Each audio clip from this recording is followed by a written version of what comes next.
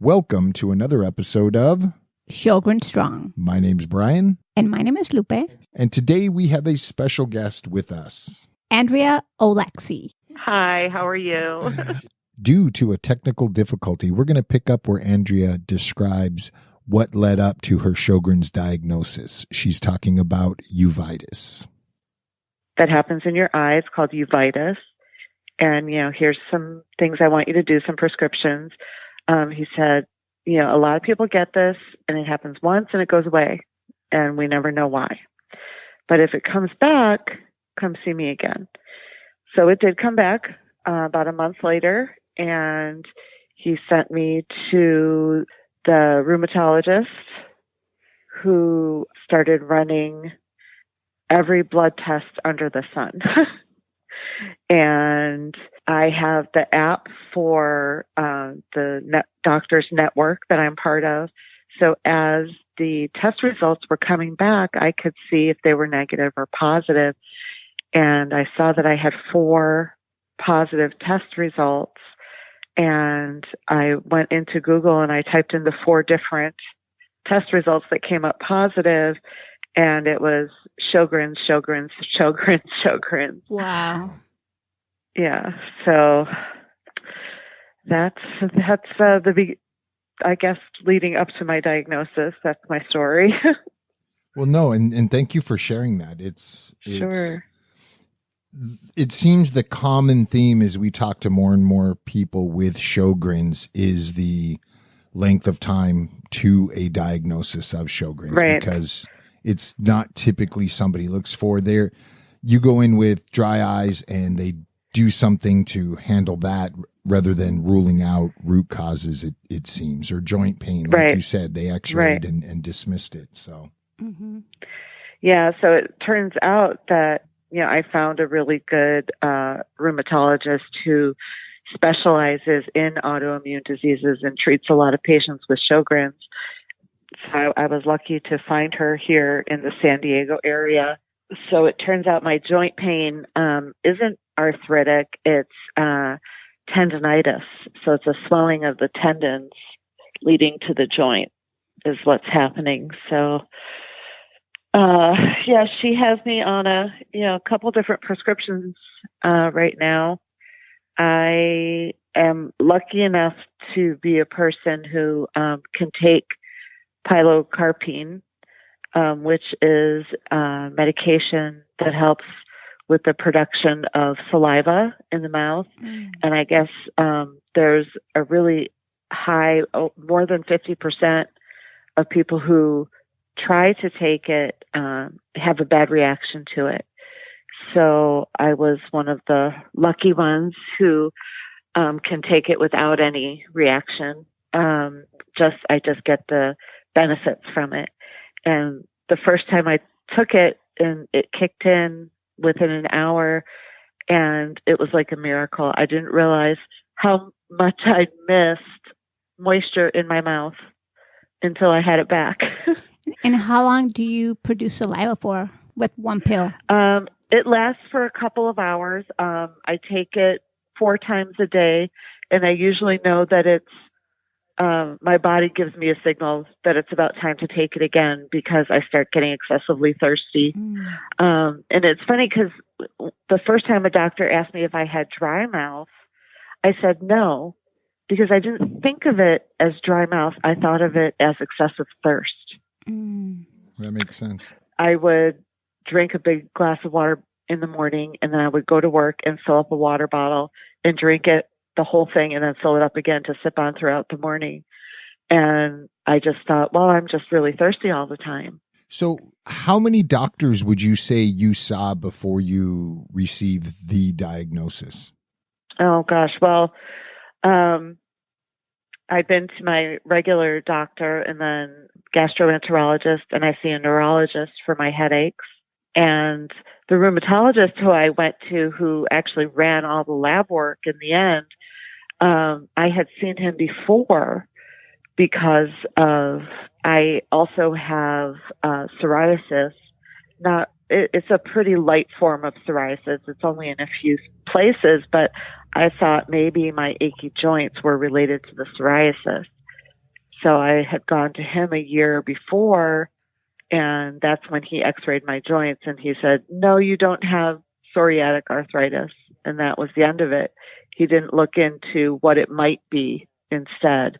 He just said, nope, that's not what it is. Bye. Nice meeting you. Wow.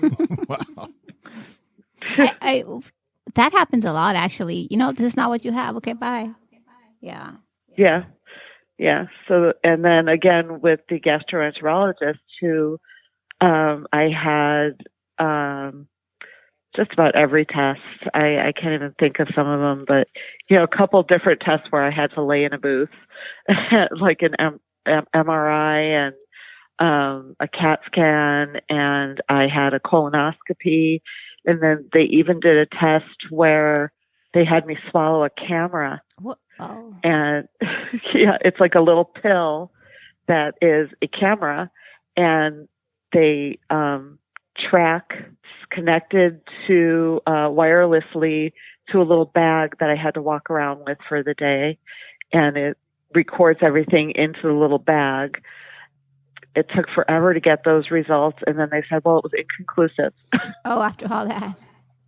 Yeah, wow. After all that. So, and then they just left me, the doctor never called me and said, oh, well, I'd like you to come in and let's talk about these possibilities. It was like, oh, no, we ran this test and it was negative. So, we don't know. It just is what it is. Go find another doctor, right? Yeah. Yeah. Wow. Yeah. Were you fortunate enough to find a rheumatologist that you were comfortable with and you're still with, or did you go through a few rheumatologists before you found? Well, the one who I am with now is the second one that I've seen. And she's wonderful. I really like her a lot. The first one who I went to was the one who x-rayed me and said, no, you don't have psoriatic arthritis. And then he was the one who actually ran all of the blood work and then wasn't getting back to me. I called his office and they said, oh, he's on vacation for a week. So, which he didn't tell me. So nobody in his office was contacting me. And he finally got back in town and just sent me an email that said, let's have you come in so we can talk about your results. So I called to make an appointment, and the next available appointment was a month away. Unbelievable for results. Yeah, for my test results. So I said, this is ridiculous. He obviously has too many patients, or just, doesn't care about the individual as a patient, just, a number. And I did my own research for doctors who specialize in Sjogren syndrome in the area, because like I said, I had put in my test results that came up positive, and everything I was seeing said that I had Sjogren's. And when I went on the Sjogren Syndrome Foundation website and looked at everybody's stories and lists of symptoms, I said, this is me. This is my life. All these people are living my life. So I knew from all that information that that's what I was looking at. So like I said, I went online and I did my own research to find a doctor in my area. And then when I narrowed it down to a few, I, looked into them a little bit more and saw their grades on various websites and what other patients had said about them. And, the doctor who I'm with now, I found that she actually had a video posted online talking about why she became a doctor. And I said, yeah, she's the one for me. And I've been pretty happy with her for the past few months. So I feel like she gets it and she's addressing all my problems.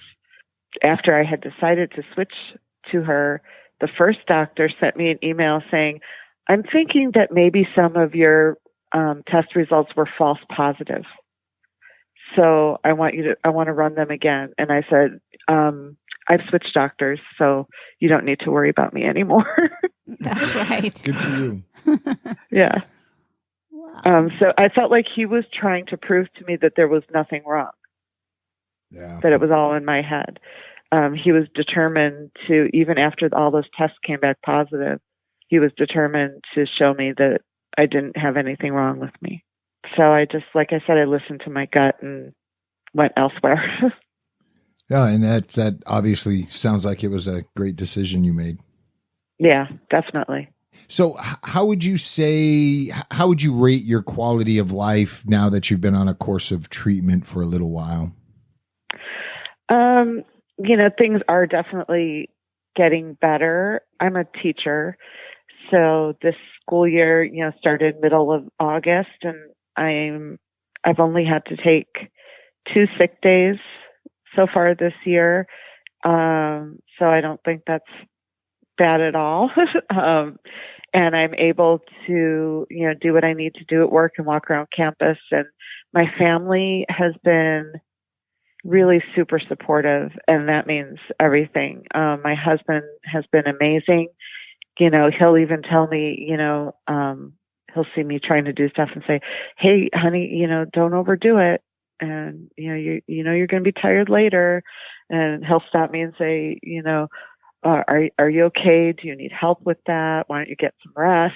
So, he really gets it. And that makes all the difference in the world. Cause, I've talked to a lot, other people online who have told me that their significant others, have not been so supportive. So, it really does make a big difference. And, I feel like I'm doing well. I'm eating better than I ever have because I've gone on this anti-inflammatory diet. So I've been eating gluten-free and lots of fresh fruits and vegetables, and I'm only eating organic dairy, if any. And I've lost about 18 pounds. Oh, hey, that's good. So that all helps a lot. So I just, in that way, I feel a lot healthier. I used to enjoy going for a long walk with my husband, and I have trouble with that now because I get edema in my hands and feet really easily from walking. So it's not that I can't walk because I'm too tired. It's just the swelling in my hands and feet becomes really uncomfortable. So that's been one thing I miss. But all in all, I'd say I feel like I'm doing pretty well. Yeah, Lupe and I hike quite a bit, and we've had to adjust hiking schedules into a 3 a.m. wake up on the road and on a trailhead by 4:30 or so. So we can get hiking done before it gets hot, before that sun comes up. But, yes. And then, be off the trail and back home. And that seems to be working well by adjusting the timeline. But yeah. Yeah, I was diagnosed 10 years ago. And okay. Yeah, definitely had to make a lot of changes. So I understand. Yeah. Last spring, before I got the diagnosis, we were visiting our daughter who's in college up in Davis, and it's a really large campus, and there are no vehicles on campus. Everybody either walks or rides a bike.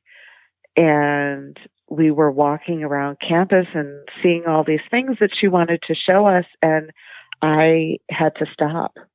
I couldn't keep walking, and at the time we didn't know what was going on yet, and I could see the look of disappointment in my husband and my daughter's faces that, I couldn't continue walking because I used to be able to, and they didn't quite understand what was happening. And I was like, no, my hands and feet feel like water balloons. I can't go any further.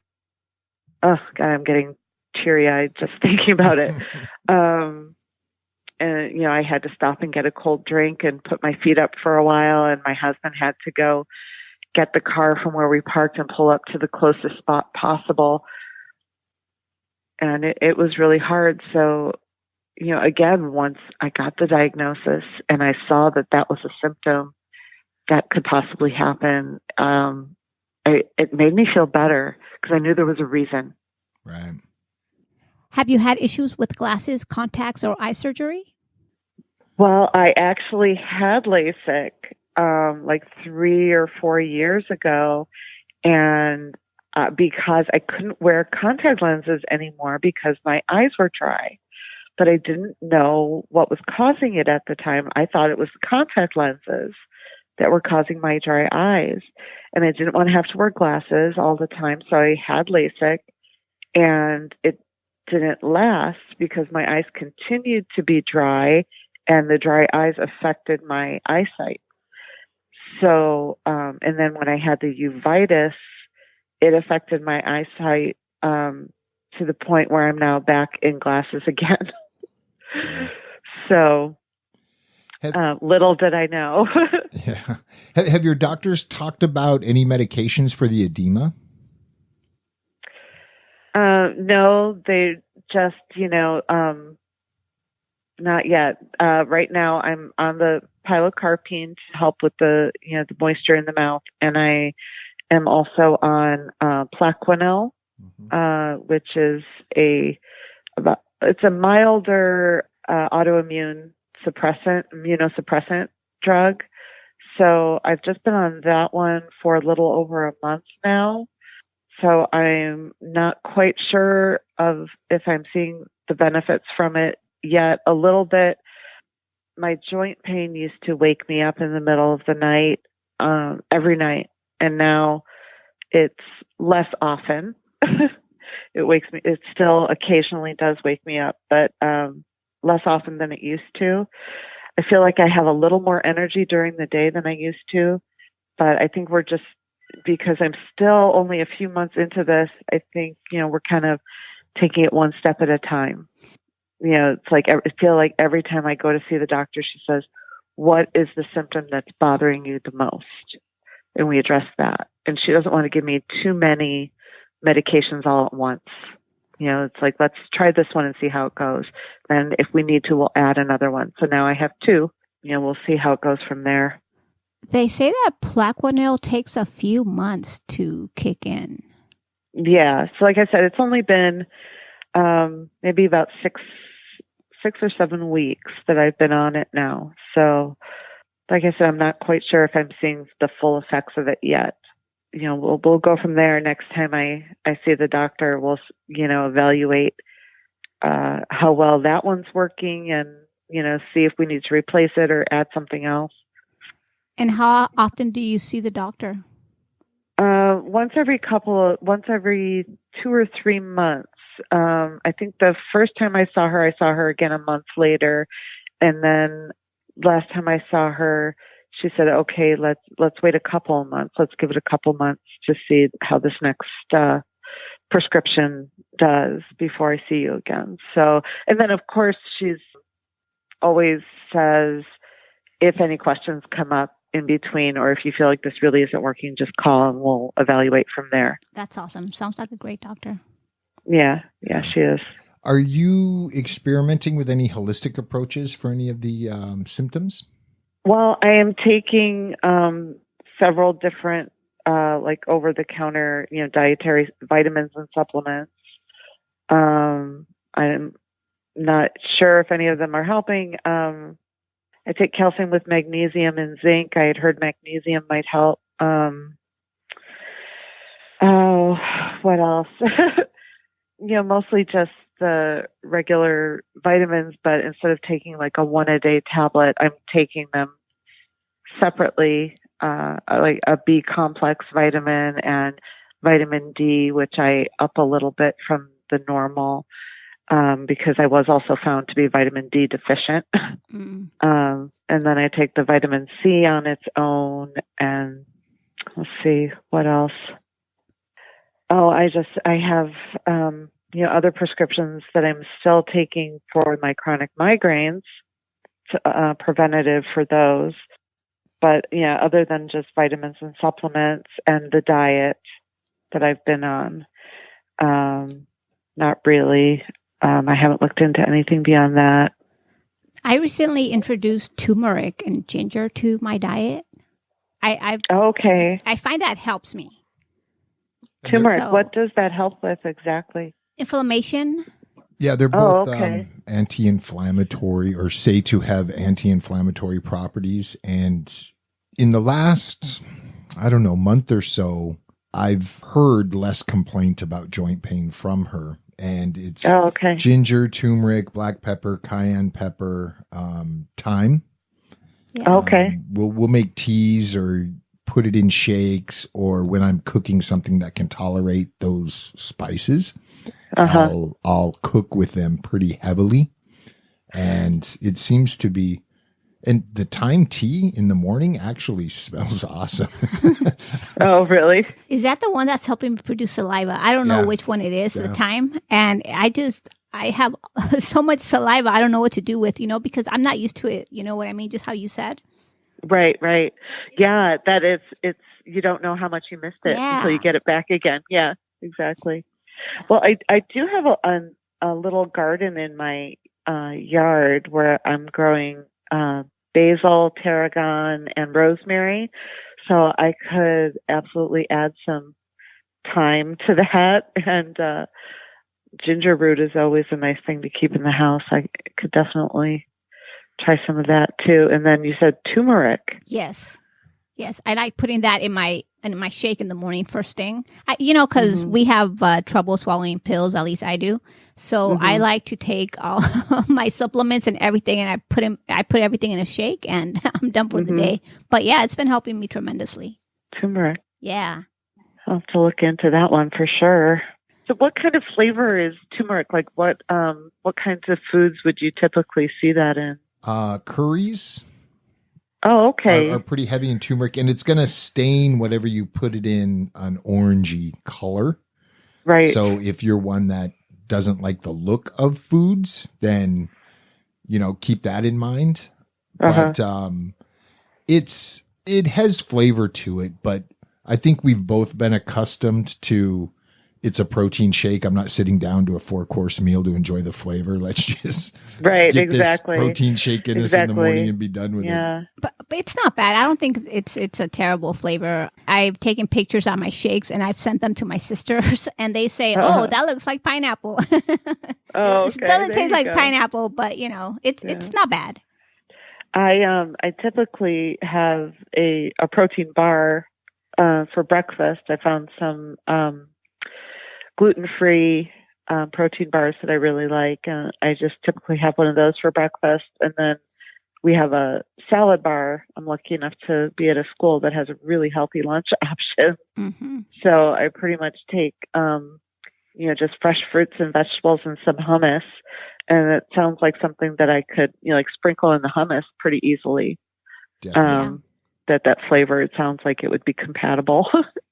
This year's Thanksgiving dinner will have to feature some turmeric. That's right. Yeah, turmeric in the gravy probably wouldn't be too bad. Yeah. I mean, you're newly diagnosed with Sjogren's. When you first heard, what was the psychological impact for you? Did it bum you out, or was it just, okay, this is the next hurdle and let's march on? My husband did mention to me that after I've been through some other medical issues. I actually had cervical cancer 5 years ago, and I had back surgery in my early 40s for arthritis and bulging discs in my back. And then this came up, and he's like, it's amazing how you just kind of take these things in stride and go, okay, this is what it is, and let's go, let's move ahead, let's deal with it. Because by the time I got the diagnosis, like I was so happy to know what it was, and so happy to know why all these things were happening and why I was having all these symptoms, and it made sense. So, the next step was, okay, let's find a doctor and let's see how we deal with this. That's awesome. I wasn't going to just sit around and be like, oh, poor me, woe is me, everybody feels sorry for me. I want to live my life as best as I can for as long as I can. And, whatever it takes to do that, I'm ready. So I don't know. I think I've always had kind of a optimistic outlook on life in general. My kids said sometimes it's annoyingly so. Well, you're a perfect fit to what we're trying to build with Sjogren Strong, is that, yes, this is unfortunate. However, I can still live that active, healthy lifestyle. So that's awesome. Yeah, actually, something I wanted to share with you guys was last February. I've been a singer my whole life. I started out as a music teacher. I'm not a music teacher anymore. I'm still a teacher. I've been singing my whole life, and I did a lot of musical theater before my kids were born. And I finally decided, I want to get back into the singing thing. And last February, I went up to LA and I auditioned for America's Got Talent. And I brought a couple big bottles of water with me, and I got there around noon. By the time I got to my audition, it was about 7:30 in the evening. It was a really long process. And my 2 bottles of water were long gone, and I had gotten into a room that wasn't near a drinking source, a water source. Mm-hmm. And by the time I got to sing, my throat was really dry and sore. My mouth was completely dry. I hadn't been diagnosed yet. I didn't know what was happening. And I just know that I was really disappointed with how I did, with how I sang. And so I feel like now that I have this diagnosis, because, when I first started reading about Sjogren's, I thought, well, lack of saliva and increased amount of stomach acid is also a symptom. And I'm like, it's eroding my vocal cords. Am I ever going to be able to sing again? So that was one of the first things I asked my doctor about. And she was like, yep, we're going to get you there. Oh, that's awesome. So I'm doing it again this year. So I've just signed up to go back up in February and audition again. And this time I'm planning on being a lot more prepared. 4 water bottles. Yes. Well, and I signed up for an early morning time. Cool. So there will be less wait time, I think, in the morning. And I'm just going to make sure I have a backpack full of supplies to keep me going. And hopefully things will go a little bit better. But that's exciting. Yeah. Fingers crossed. And I'm hoping also to,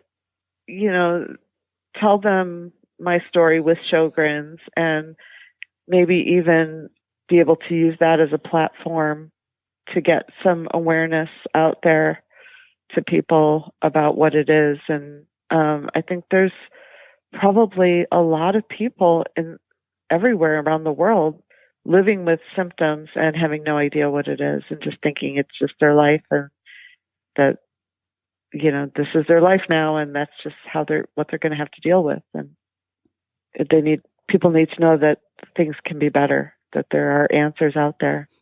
Yeah. Once you have a diagnosis, you could start working on, getting better. So yeah. Absolutely. Mm-hmm.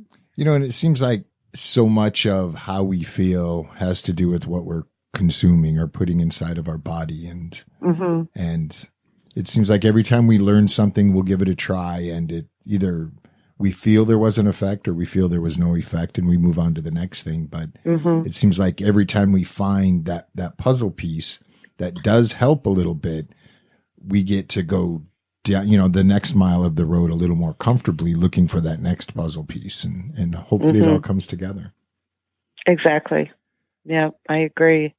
Like I said before, with my doctor, how we just have to take it one step at a time and not try to just throw everything on it all at once, because then you don't know what's working and what isn't.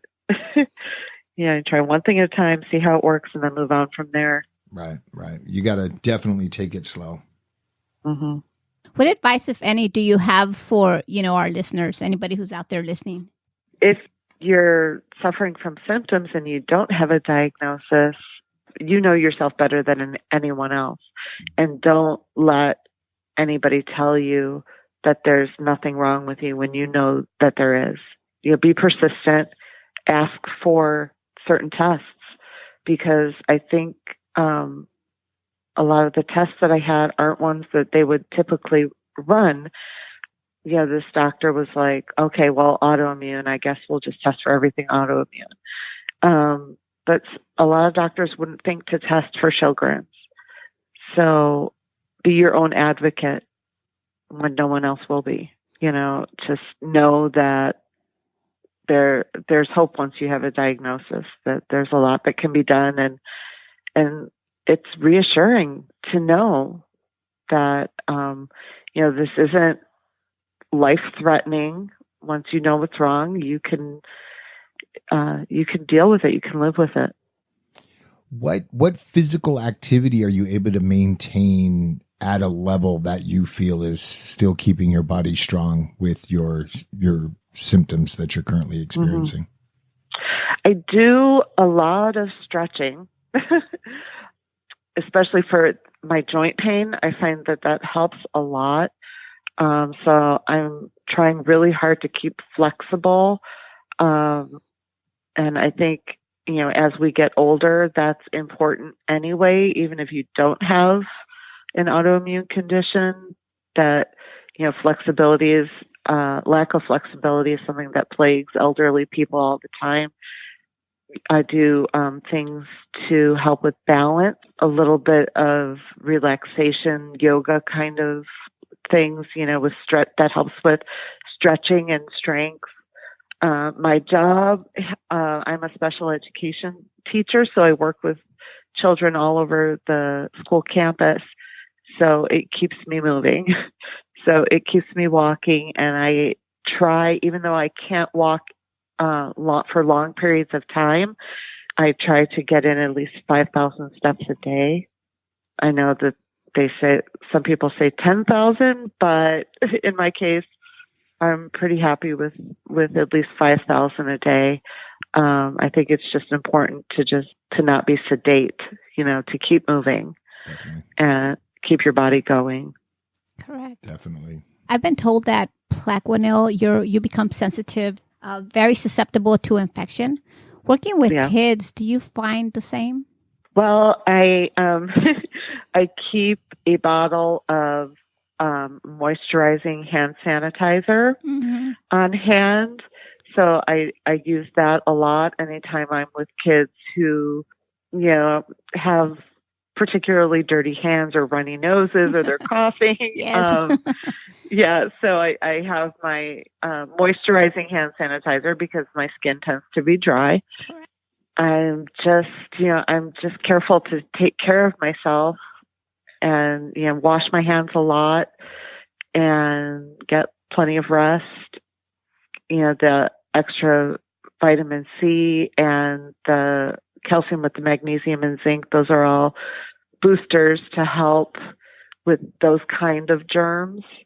And anytime I feel something coming on, I do take a sick day. Like I said, luckily I've only had to take 2 so far this year, but I don't want to be one to wait until I'm really super sick to take a sick day. If I feel it coming on, take a sick day, drink lots of liquids, get a lot of rest, and that'll usually knock it out of my system before it has a chance to take hold. Correct. Yeah.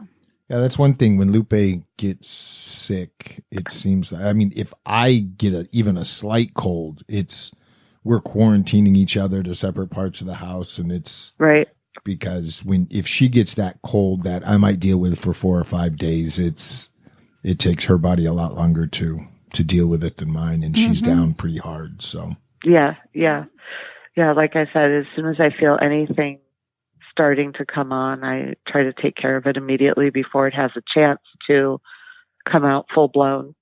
So with the research that you've done, are you finding it hard to find information that you feel is helpful, or do you feel the internet is providing enough information that's coming up in search relatively easily that's pertinent to you?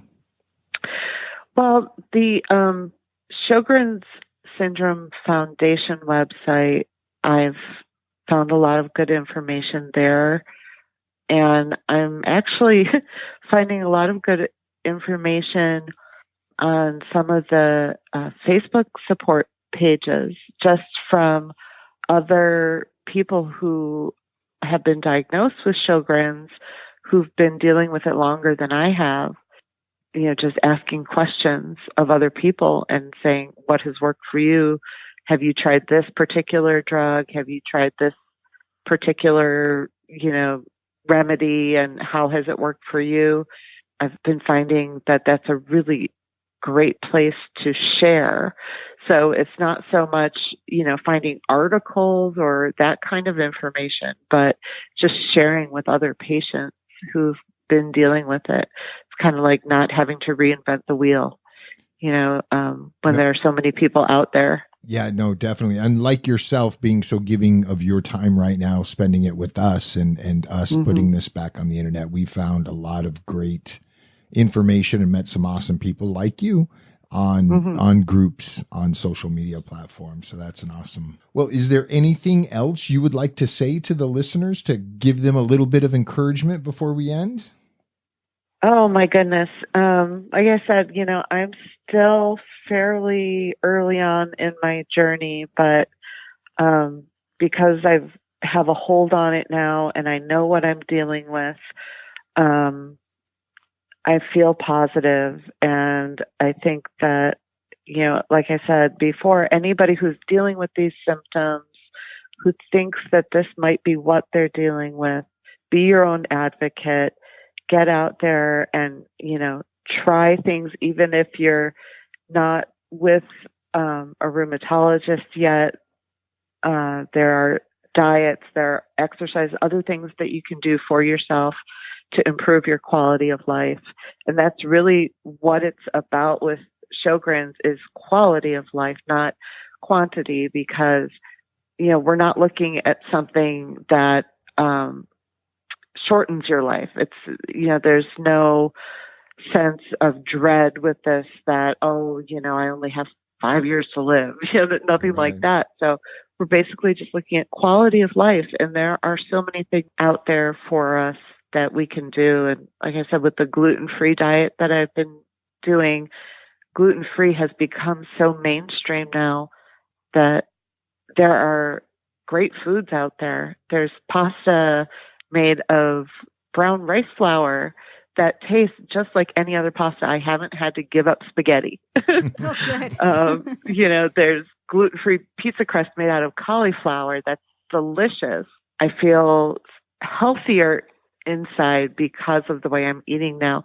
So there are so many things that can be done to help you with that quality of life. And you just have to keep going and know your own body, because you know it better than anyone else. Right. Don't give up. Listen to your body. I always say that. Absolutely. Yep. Andrea, we want to thank you for sharing your story. We feel it's important to learn from each other's journey, because even if we only learn one thing from one another that helps improve our quality of life, then it's time well spent. Her positive attitude towards finally having a diagnosis is allowing her to affect a positive change and is truly shining a light on Sjogren's. If you'd like to share your story, please reach out to us on Facebook or Instagram. And be sure to like and follow. Till next time, sip constantly and stay hydrated.